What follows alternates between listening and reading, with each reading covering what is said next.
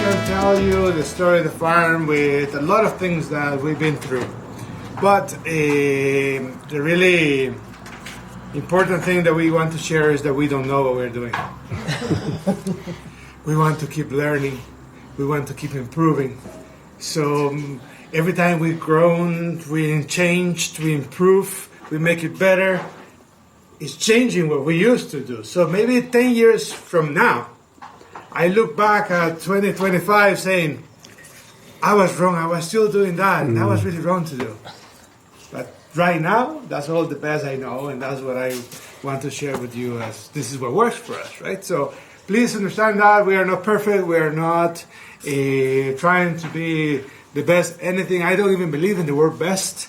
I use that word especially for marketing, some other things around, so that actually works in some form. So here, what we're going to do with you is describe a little bit what the farm has gone through with the different farming practices. We changed 35 years ago in a very meaningful way, but the farm has been in the family for 80 years.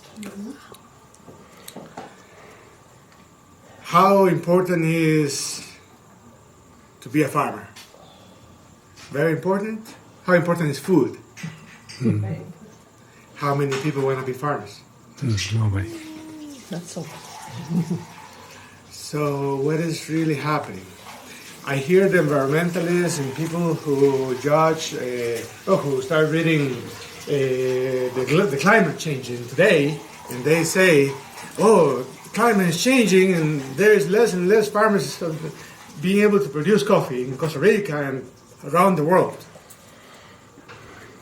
Actually, the climate change probably yes, but especially the economy have changed so much that Costa Ricans want to work in office, in other places, and they abandon their fields to work in the office. So the coffee seed is 10% of the weight of the fruit. And then this seed is going to be peeled off. We peel it off. And then we get the nut out of it. And this green coffee, which is, you can peel those seeds that I put in front of you, if you want. You can get to this point. This is 8% of what we produce. And then we put that into a roasting machine. No, and then the roasting will make coffee change and look into this. So roasted coffee weighs 6% of what I have produced. Around the world, we've cut down the forest in 11 million hectares of forest to be able to supply the demand of coffee that we have created. We use close to 25 to 30,000 liters of water to produce 1 kilo of coffee. That is actually giving us an opportunity to not taste the rancid, oxidized flavor from the last time that we used those filters there. Okay? So if we didn't do that, we would drink that in the middle mixing with the coffee. If you have a white paper filter, white paper has chemicals and bleach in it. If you have a brown paper filter, the paper industry dyed white paper brown. Have you heard of that? Because when we trust the word natural, oh, it's natural, it's more money. Oh, it's eco-friendly, it's more money. I don't believe spending more money makes a lot of solutions. I think trying to learn about it can make it more. So take care of the filter. That's the first tip I wanted to give you, but also with more information around it. Then she put the coffee grounds. She put her grinders there. She was freshly grinding the coffee, and then now it's doing the brewing in the Costa Rican form, which is traditional. It's the Costa Rican way of making coffee. It's called chorreador. Have you heard of that? Mm-hmm. Chorreador. That is a filter made out of cotton, and we brew it. Here's the French press, by the way. Bandola, Chemex, the Italian. Here's the Vietnamese style, the V60. I pour over, and the AeroPress, and Turkish. We are trying to create a little experience offering you an opportunity to select your better coffee. But I don't believe we can get an agreement together, because what I like the most, I've seen somebody else's hated it. So also when you buy expensive coffee, all you're doing is spending a lot of money. That doesn't mean it's going to be good or bad. Also with cheap coffee, it's not going to be good or bad. It also depends on how you interpret those flavors later. So at the brewing, there's a lot of choices, a lot of variables to play with. There are 5 that are very specific to change the brewing. But before the brewing, we have to select the coffee. When you go to a coffee shop, that's the first thing that we do. We select the coffee. How do you do? How do you do that? You select Caturra, Catuai, Catimor, Sarchimor, F1, Catamaran, or do you select the brand? Normally, have you heard of these names I just mentioned? Just to ask you a little bit about it. Okay. Have you heard of Pinot Noir, Cabernet Sauvignon, Sauvignon Blanc, Malbec? Okay, so if you know these last names, those are names of varieties of grapes. When I told you Caturra, Catuai, Catimor, Sarchimor, F1, those are varieties of coffees. So, same way, when you select your Cabernet Sauvignon, you can expect what flavor you're getting. So if I select my Caturra, or my Catuai, or my Catimor, I can expect what flavor I'm getting at the end. But if we don't know that, the selection that we made before is very randomly. Or almost like saying, let's try to see if I like that coffee. I like not enough information about it. So I hope that hearing this, you can already see how you can start selecting your coffees. And then after it's been selected, we have to make it. At the making process, it's funny, I don't know if you're noticing. Yeah, of course you are noticing. I wasn't selling before, and now I'm getting excited. Now I am trying to sell you coffee. This is the true story. It's both the things at the same time, right? It's negatives and positives together. So we are making coffee here. The 5 variables to brew coffee, that if you understood those 5 variables very well, that means this is similar to this, similar to that, similar to this, similar to all of them. These 5 variables are temperature, speed of brewing, ground size, the amount of coffee and water, and pressure. And you can play with those variables. How? When you use more temperature of the water, the result is going to be more bitter. Do you like bitter coffee? So use less temperature. But if you use too little temperature, the result is sour. Do you like sour coffee? Okay, so maybe what we want to do is not too bitter, not too sour, kind of balance, where we can get a better profile of flavors, or more balanced profile. Although, depending on the coffee and the person, that balance is also different. And that's only the temperature of the water. Now let's play with the ground size. Finer grounds is going to be more bitter or less bitter? What do you think? More bitter. Finer, more surface areas, more extraction, more bitter. When you do coarse, then the grounds are making more difficult to extraction, so it goes sour. So when you do higher temperature, but then the ground is coarse, what happened? One is less extraction, another one is more extraction. Together, they are balanced. That's why you can use more temperature, but do it coarser. Or you can use more temperature and do it quicker. And at the end, you can stream the variables like that, and then they balanced. But if you stream it the other way around, let's say higher temperature, but also fine grounds, then it's going to be super bitter.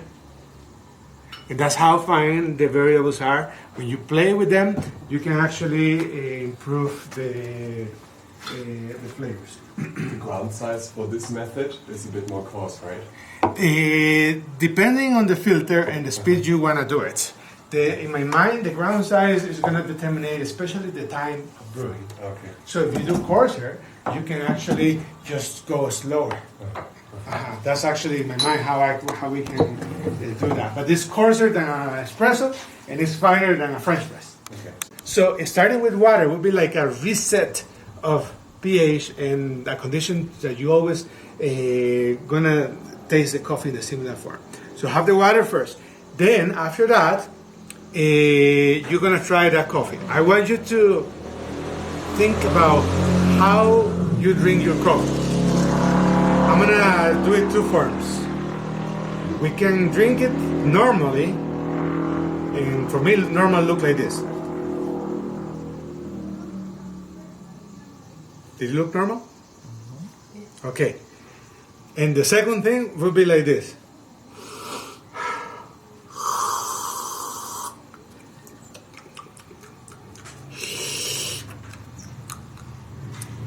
Did it look normal in a restaurant? Okay. Which of the two do you think is more enjoyable? Dos. Thus. So why, if the second one is more enjoyable, the first one is more popular? A question that I know we probably don't have a clear answer for. Because we follow culture. And culture don't have a clear reason why I have to do that or why I don't have to do that. So if you never experience it, do it. Like first put coffee in your palate, what we think normal is. And then the second thing, you actually do it the other way and feel which of the two forms of tasting give you more sensation. But feel it. Don't just guess, you saw it, now I want you to do it. And see which way you enjoy more your coffee. Do that. Do that first one that you have already.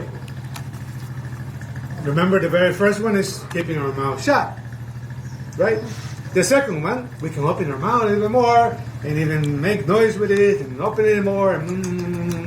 That actually, as with our mouth shut, the flavors are really, but when we start actually doing it like this, palating, it doesn't have to be out loud, like maybe I'm exaggerating a little, but every time I open my mouth, the flavors kind of rise up and rise up. Is that there are 5 flavors that our tongue feels. 5 flavors. Bitter, sweet, acid, salty, and umami. So what is coffee? It's not a flavor. Coffee is a combination of these 5 flavors. So what is an orange or a banana? Combinations of 5 flavors. Tomato, same thing. So the bread is also flavorful, but it's flavored mostly with salt. So salt is going to be a dominant flavor on the bread, and the marmalade is going to be a dominant sweet. So when you pair your coffee with something salty, you know salt can enhance flavors. So salt can enhance flavors of coffee that you like more, making it better. But salt can enhance flavors you don't like, making it worse. So what's going to happen? Maybe it's a personal story. So please have a bite of the bread in each of the coffees. A bite of the bread before each of the coffees. And then you'll be pairing it. Not even try it. Really nice. So when you have that, you're going to be able to compare that once again in having the bread and then your favorite. Having the bread and your least favorite. Having the bread and the other ones. That one. If bread, it is different. And it's the same coffee. All it is that you're having something eating in between. So next time you're in a coffee shop and you can say that's the best coffee, think of what you ate and don't forget that. Because next time you are there, you need to order the same thing with that same coffee so you can say that's the best experience again. What I want you to see is not much the color. If you want to see the color, light, medium, and dark, you can tell there with the light how it goes light, medium, and dark, right? The color, light, medium, and dark first. More than the color, I actually want you to see the graphic. Where if I grow Caturra coffee, and Caturra coffee is like this, I can think of those flavors being so good in a similar form. But if I think of Catuai coffee and the flavor of it in a description shape would be like that. That in here would be like here. And then geisha or something is like that, then I can think of it like this. But this is the light roast. What happens with the medium? Well, it's way more difficult to do that same drawing with less profiles or flavors. And when it comes to a dark roast, it's like I can just draw. I mean, this tastes like this and that. They all taste similar. It's like burning your vegetables, burning your corn, beef, or anything. And the more you cook, the more this change to a cooked form. And the less I cook, the more it stays the way it was grown naturally. So when you think of caturra, catuaí, geisha, sashimor, catimor, F1, centroamericano, catamará, villasarchí, and then marsellesa and catimor, all those are in Arabica. When you think of all of them, there is a huge gamut of choices. But the type of roast that we do has an influence in how much we are going to detect that flavor. So around the world, it's very common that people drink dark roasts. And the reason why we're drinking dark roast is because this tastes the same from good or from bad coffee, it tastes the same. But it's all cooked so much that the flavor is very similar. So the quality, the time of the harvesting, the year, 2 years ago, 3 years ago, harvest, the difference is not that much, but the difference of dark roast, especially if it's freshly roasted coffee, is creating a very consistent, good flavor on it. But the flavor of it doesn't come from coffee. It comes from the roasting. So roasting profile goes up, roasting, which is why we say dark roast. We don't say dark coffee. And light roast, then is this, is lighter roasted, meaning it's more coffee. It's like less cooked. It would be if in meat, you know, when you order meat, how do you want it? Rare, medium, or well done? That question, it refers to how much you want to cook it. We bought it like 9 years ago. It isn't very old to be on the farm, but really old being in Costa Rica. That's a really old machine. And before this one, we had the smaller one over there, but that one is just a backup if in case this one breaks. But this is, and what you see there is freshly coffee roasted. So you're welcome to, if you want to get a bean and bite into it. One variable related to the others. Before, but if you haven't, these are mariolas. But they are not dangerous, no? They are not dangerous. No. This we saw in the Atenas. They don't have a stinger. We saw them in Mexico. We saw them in Cahuita. That's true too. You see them in Cahuita? Kind of homes, yeah, for them. They are places, but the old queen stays there until it dies. So honestly, I don't know, to be honest, how long one colony survives. Like, this is almost a demonstrational plant. This plant is really crazy. Maybe I'm more crazy, but that's okay. Here, this flower, buds ready to bloom. The flower, really baby beans, bigger beans, and some ripening. That isn't normal on a plant to see flowers and to see green and to see ripen all at the same time. It's not normal because this is here, and the plant get water from our processing, and so the plant is stimulated in other cycles into the seed and the skin that we can use for tea, marmalade, or wine without water. Remember, this is the water-free machine that I told you. And then after this, the seeds go to dry. In the juice, the skin that falls into here, I have a container a little close to where you have the white car. There's a container above. That's the winery, or where we are fermenting and making the wine from the coffee fruits. So that is the process. Here, my wife does some art painting. Well, these days, she's working. We are part of participating in a community band, and so she's doing some other things at home too, sewing some things and costumes and stuff. But she also does some other things. This is an activity that is not farming. I am speaking to you in a form of tour. That is not farming. See some vegetables. different that vine. This is the flower. It's beginning to open a little bit of flowers. This is a family of passion fruit, but it's a sweet type. It's not maracuyá, it's granadilla. It's really, really big and nice. We take care of it in the nursery and then we bring it in the field.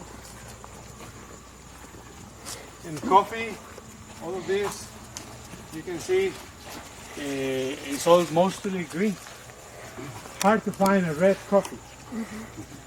The ones in the ground, the yellow ones, are from the tree up there. That's not coffee. That is nance. It's a different type of fruit.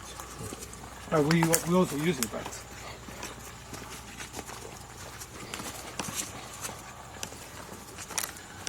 here, you see a few coffee ripen, but this is this kind of coffee. Look, this kind of coffee is ripening. You see that? This plant. But you see this one is completely green. It's the variety. If you can tell the size of the leaves, look how wide the leaves are in this case. And these are really wider. So it's also, if you look at when they are young, the distance from here to branch is really long. This one here, when you see it like that, the distance is short. So there are small differences. You can tell one variety versus another variety. So these are different kinds of beans. Different kind of coffees. Which is one of the reasons why they're also ripening earlier than the rest. So it's not only the climate, the weather, it's also the type of coffee. And to avoid the chemicals in the farm, we plant many other things. If you can see how insects are eating this, how insects are eating that, even the orange tree a little bit, that's the reason why less coffee is affected. So if we only had coffee, then it would go only for coffee. But if there's a lot of diversity, if you see the leaves, look at those leaves. When you're from here and you see against the light, each of the leaves, there are holes in it. Here, insects eating this, insects eating that. So coffee, all picked, harvested by hand. This is Marsellesa. This type here is Marsellesa. Look how long the branches are from the main plant. This is criollo. We have some F1. This is F1. It's also a different type. And some of them, like this one, is because we planted that we know the name. Sometimes if I saw it in a different farm and I don't know depending on what it is, I have a hard time telling what the differences are. I can distinguish some kinds. Marsellesa, I can tell it from far away what it is because it has a really remarked form. Long branches and the color and the thickness of the leaves are very different. But some are very, very similar, like Aturra, F1, very similar. This is criollo. This is also very distinguished from other types. So when you come and harvest, you would make a point of you're harvesting from this particular tree, and you keep that separate from another one. So when you do the blend, you know what you're blending together. No, we are blending this. We are picking. So you pick it, and just take it all. Yes. Okay. It's more. It's not. Because people aren't buying one bean. Yeah. So they're buying the diversity. They're buying our coffee from the farm. And, I got it. Yeah. That is the difference. So insects eat it, but they do it for a reason. Try that.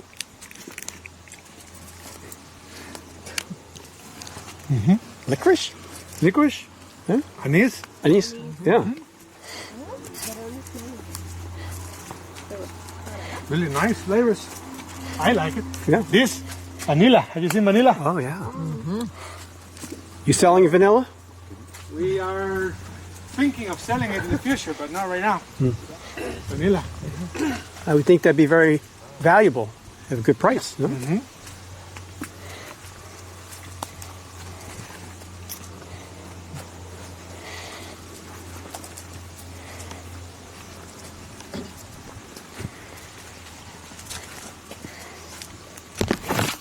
This vine is tacao. This one right here, tacao, is a vegetable.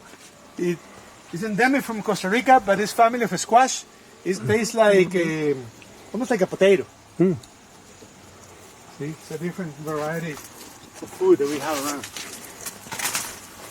Plantains, bananas, filipitas, guineos. That you sell at the farmer's market.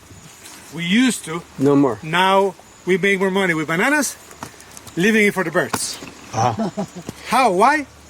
Birds eat it, they make compost, and then they poop it for free all around the farm. And people don't want to work for free, and birds do.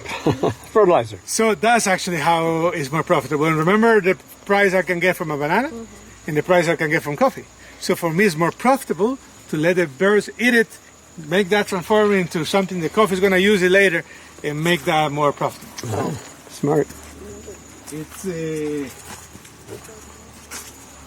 at the beginning it sounds like we're trying to, I don't know, we're trying to eat healthy, but when it comes to selling, we realize that it's preferred to do something a little different.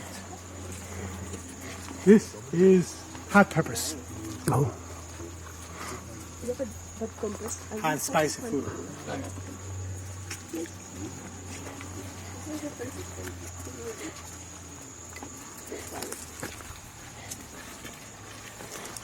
Try that. This is begonia. Have you heard of begonias? Yes. A type of plant is for decoration, but we don't eat the leaf. We eat the stem. Really good. It's a wild begonia, but we can eat that. 30 years old. No. Yes. What kind of tree is that? This is gallinazo. And the tree represents the shift to diverse farming. We changed to organic 35 years ago. And we changed to diversity a little after. So this diversity that we have around here, makes you feel like you're walking in a jungle. But this is a farm, coffee farm. Which is why organic farming is not just how you farm. We keep shoveling down, so sometimes we used to worry about putting a little bit to each plant. Now, if you see all the biomass that is growing around the coffee, that is actually there, it's because of the leaves that are falling from the trees and the branches. All of that together with the little bit that we help is what creates a good soil.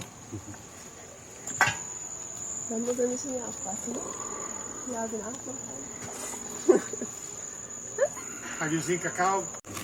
No.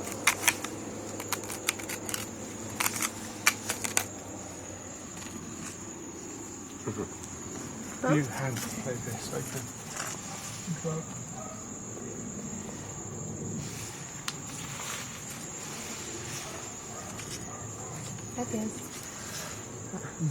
Gracias. Gracias. Crazy. Sweet. Very sweet.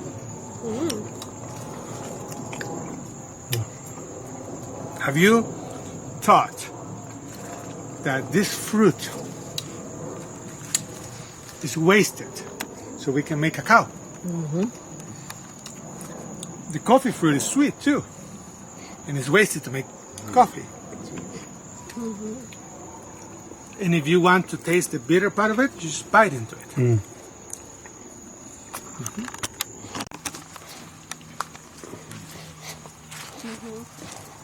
are you selling the cacao?